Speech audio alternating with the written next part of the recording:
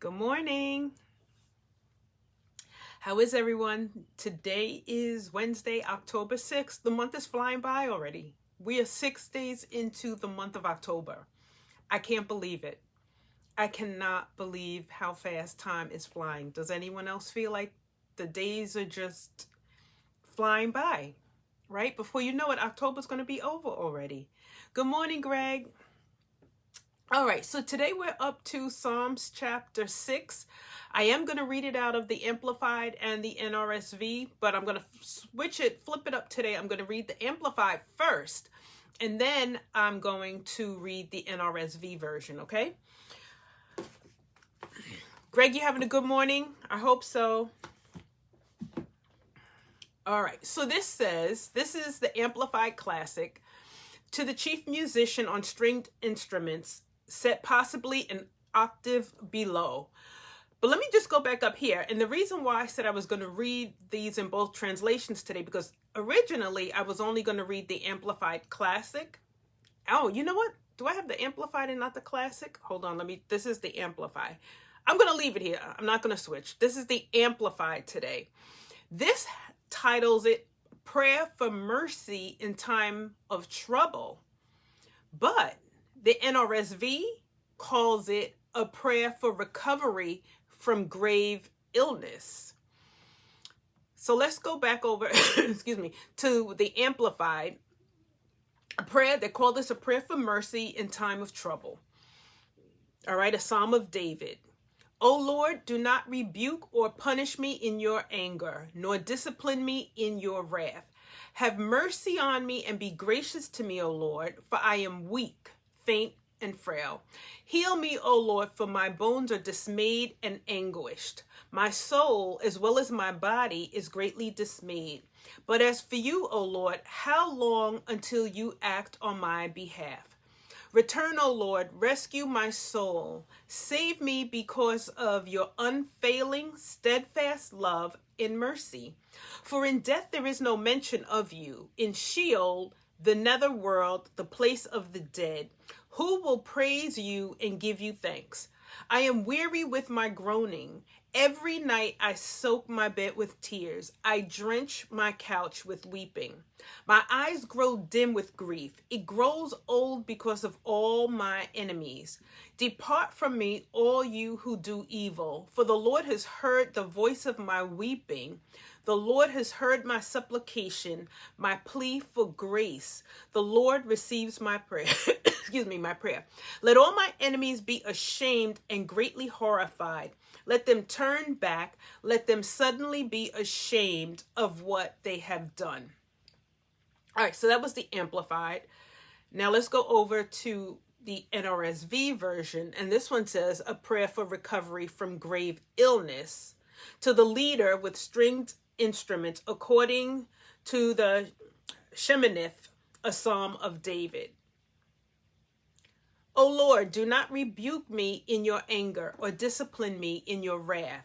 Be gracious to me, O Lord, for I am languishing. O Lord, heal me, for my bones are shaking with terror. My soul also is struck with terror. While you, O Lord, how long? Turn, O Lord, save my life. Deliver me for the sake of your steadfast love. For in death there is no remembrance of you. In Sheol, who can give you praise? I am weary with my moaning. Every night I flood my bed with tears. I drench my couch with my weeping. My eyes waste away because of grief. They grow weak because of all my foes. Depart from me, all you workers of evil, for the Lord has heard the sound of my weeping. The Lord has heard my supplication. The Lord accepts my prayer. All my enemies shall be ashamed and struck with terror. They shall turn back and in a moment be put to shame. So verse 10 is what I chose for our verse of the day. And that's exactly what we want. We want all of our enemies to be turned away, and we want them to be put to shame. So I really didn't have much to say about this psalm today. I just thought it was interesting that one called this a recovery from grave illness, and the other translation said a prayer for mercy. Good morning, Kimberly. A prayer for mercy in a time of trouble. So that's why I said I wanted to make sure that I read both translations, because clearly in here, to me, I'm going to go more with a prayer for mercy in a time of trouble, because this is talking about being upset and crying and growing weary because of this person's enemies, right? And it says, depart from me, all who do evil, for the Lord has heard the voice of my weeping. And it's talking again about my enemies being put to shame. And so I kind of go more, if I was going to title this, I would stick with this one, prayer for mercy in a time of trouble, as opposed to a prayer for recovery from grave illness. That's really my thought. So I really don't have much to, to say about this particular psalm this morning. It was really kind of clear to me what verse I wanted to pick as our verse of the day. And I just particularly like that it said your enemies will be ashamed, and they will be put to shame, and they will have to turn back. And so that's what I chose. So this is going to be very brief this morning. I did get my flowers, so I feel good. So I will say this. I did not sleep well again last night. And I know it's because I belong in the South. So I was looking, I think I told you all that I keep a lot of my prophetic words. I type them up when people give them to me, some of them. And I put them on my mirror, and I have like affirmations and my declarations posted on mirrors and like on my TV and things like that. And so when I woke up in the middle of the night, I was up, and I don't know. I couldn't go back to sleep after like 5 o'clock. So I was like, Lord, why am I not sleeping? It's two things, right? And I said it's a combination of both. Number one, I really am done with New York. I really just want to be in the South, and that's that. But number two, I probably should have gotten up and just spent the time in prayer, right? Look, the Lord probably woke me up to pray, and I just laid in bed wishing that I was back in the South. But I pulled down this prophetic word off of my mirror. I typed up, this is what my pastor had prophesied to me, August 10th, 2016. And so I have been reflecting on that this morning, because this specifically talks about me relocating. And in here it says, that house of yours, that place is coming to the end of its use. And that's just how I feel. Like the house is too small for all of us that are in here. But I got down to this part a little while ago. I was rereading this, and it says when this transition takes place, this adjustment transaction with the property, it's not going to be anything you have to worry about. Everything is just going to fall into place. Everything is going to come together, and Jesus will be glorified. So I decided that I'm going to start to meditate on this, and we're going to pray that this comes to pass in 2022. I want 2022 to be the year that this completely manifests, that we're going to see this. There's a lot here. So it talks about some other things, but I want the fulfillment of all of this to come to pass in 2022. So I just wanted to share that with you guys, because I got the hat on, and whenever you guys see me with the hat on, that means my hair is in twists and I haven't bothered to do it. So didn't do my hair again. And that's a sign of, well, yesterday, honestly, I had to go grocery shopping, try to get myself back in order from being home. But, you know, my heart is still in the sunshine, warm weather down there with my mother in South Carolina. But today, I'm going to name our day Plenty. And that came to me when I woke up this morning. And I don't even think, I had made a list. I made a spreadsheet of different things that I want to see manifest, and different things that I wanted to speak into my life and into our lives for the upcoming year, right? And I don't think I had plenty on that list. But this morning when I woke up, it just kind of sat in my spirit that I wanted to name today Plenty. that we will have plenty of, and why maybe it came to me?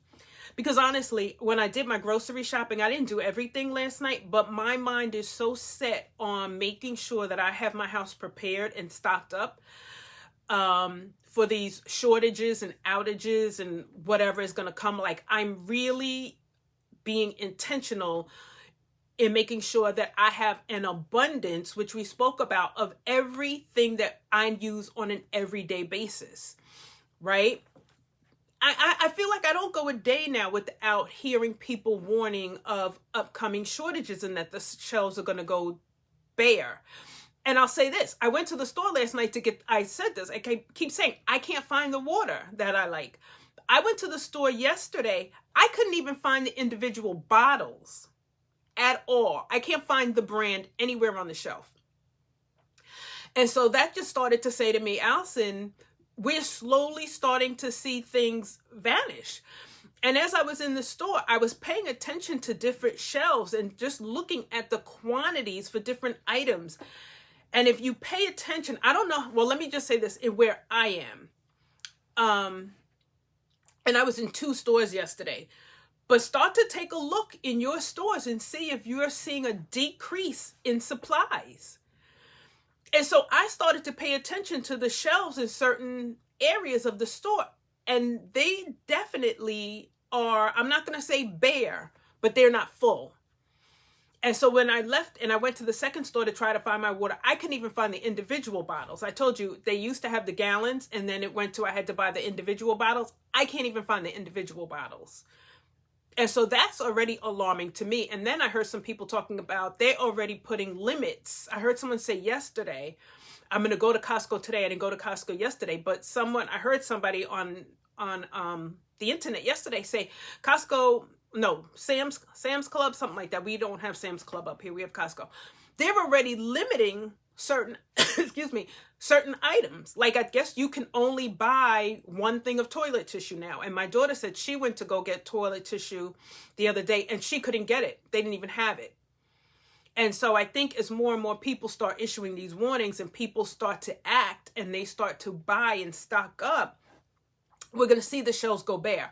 So when I was out in the store yesterday, that was my priority. My priority was to start to stock up on everyday items.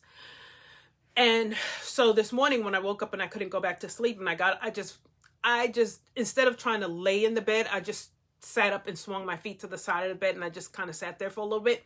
And then it came to me to name today plenty. That we want plenty. We want to have, through the course of this winter, we want to have everything that we need. We want plenty, right? Like, we want plenty. I don't want to go in my kitchen to reach for food or, whatever it is, and don't have it, and then go to the store and you can't find it. Or worse, we're on lockdown, so you can't even get to the store. And, and so that's really just what's on my heart today, you guys, that we want plenty. We want to position ourselves that we have plenty of everything that we need to make it through whatever's coming up next, and that there will be no lack, that we won't lack anything. All right. So we want plenty of food, supplies, finances, health, wisdom. We just want plenty of everything that we need. We want plenty. So that's what that's what I have named today. All right. So everyone have a wonderful day. I got to get back to work. I'm so happy to have my flowers here. They really put a smile on my face. I will continue to shop. I got to do round 2 and hit some more stores today to continue to stock up, not just for what I need now, but for what I need for the upcoming months. All right. So everyone have a wonderful day, and I will see you tomorrow. I can't believe it's Wednesday already. I can't believe it's October 6th. Tomorrow is October 7th. Before you know, we're going to be halfway through the month, and then the month is going to be over, and then it's going to be November and then Thanksgiving and then Christmas. So time is flying. It's not waiting for anyone. And Greg, let me just say this. I don't know if you saw that post I put up yesterday. Sorry. Now, y'all know I did start taking allergy medicine to dry up my sinuses, and this is why I don't take them, because I try not to take the medicine because nothing works.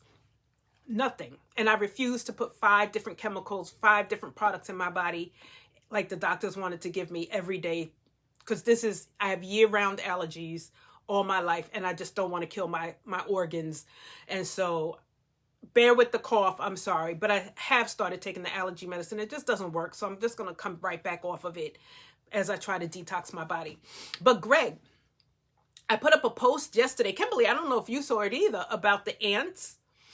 So if you didn't see it, go back and take a look at it. I thought it was very clever and very appropriate for the days and times that we're in right now, right? Like everybody's fighting one another and nobody's looking at who shook the jar and created the mess. It's funny. But it's not haha funny, but we see this over and over and over again in history. You divide the people, divide and conquer, divide and conquer.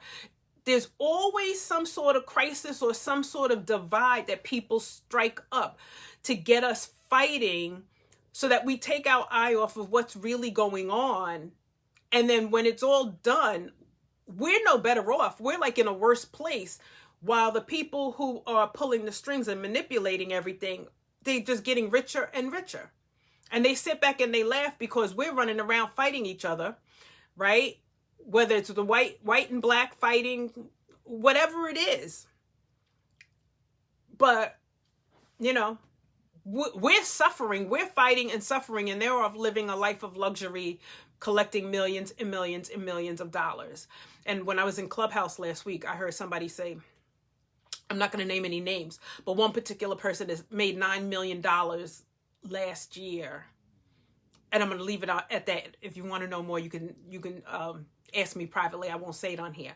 But this is what's happening, right? Like, we're at each other's necks. The country, everybody's fighting, and other people are sitting back making millions of dollars laughing. Tragic. So we have to be smarter than that. We have to stop fighting. Just like it says at the bottom of the post, we have to look at who shook the jar. And it's a shame that we allow ourselves to be pawns in the game over and over and over again. And I have a book called that. I ordered it. I read it years ago, and I reordered the book. Pawns in the game. We fight, they get rich,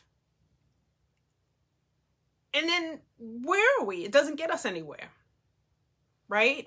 And so we have to learn to be smarter than that and keep our eye on who's really shaking the jar, and just like this says, all my enemies shall be ashamed, struck with terror. They shall turn back and in a moment be put to shame. We have to keep our eye on the real enemy. And unfortunately, right now, American citizens, we're fighting each other instead of trying to really figure out who shook the jar. And that's all I'm going to say about that before my live gets taken down. Right? But people are collecting millions and millions and millions of dollars while we sit around fighting each other over something that none of us created and none of us have any control over. And that's the sad part. All right, so that's closing number 3 for the morning. All right, everybody have a wonderful, wonderful day. I'll see you tomorrow, Thursday, for Psalm chapter 7. All right, bye, everyone. Thank you so much for tuning in. Bye.